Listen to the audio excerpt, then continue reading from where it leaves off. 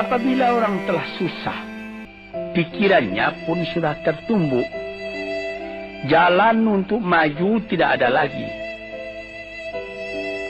Padahal dalam kehidupan itu, manusia tidak akan berjalan di atas jalan yang datar saja, yang bertaburkan kembang. Kehidupan itu mendaki, menurun, melereng, berenang,